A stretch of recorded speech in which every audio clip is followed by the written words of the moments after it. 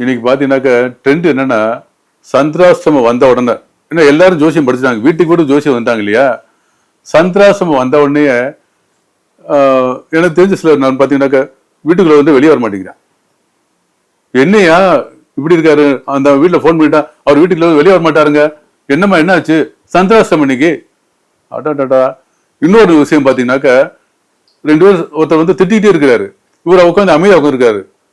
என்னையா அவனை திட்டிகிட்டே இருக்க இவ்வளவு அமைதியா இருக்குன்னு கேட்டாக்க, இன்னைக்கு சந்திராஷ்டமம், நான் ஏதாவது பேசிட்டேன்னா பிரச்சனை ஆயிடும். என்னையா எப்படி இருக்கீங்கன்னு பார்த்தாக்கா இந்த சந்திராஷ்டமம் பாத்தீங்கன்னா இந்த மாதிரி ஓடிட்டு இருக்கு சார். சந்திராஷ்டமம் யாருக்கும் பாதிக்காது சார், ரொம்ப பேர் பாதிக்காது. யாருக்கெல்லாம் பாதிக்கும் பாதிக்கக்கூடாது கணக்கு சார். நீங்க எல்லாருமே இப்படி இருக்கீங்களே, ஏன் இப்படி சார்? சந்திராஷ்டமம் அன்னைக்கு யாருக்கெல்லாம் உங்க ராசிக்கு 8ல உங்க ராசிக்கு சந்திரனுக்கு 8ல ராகு வந்தா இருக்கட்டுமே, இருக்க மாதிரி இருக்கட்டுமே. உங்க சந்திரனுக்கு 8ல சந்திரன் வந்தா இருக்கட்டுமே, சந்திராஷ்டமம் கிடையாது சார். எப்படின்னா குரு உங்க ஜாதத்துல வந்து நல்லா இருந்தாருனாலோ செவ்வாய் பார்த்தா கூட சந்திராஷ்டமம் கிடையாது சார்.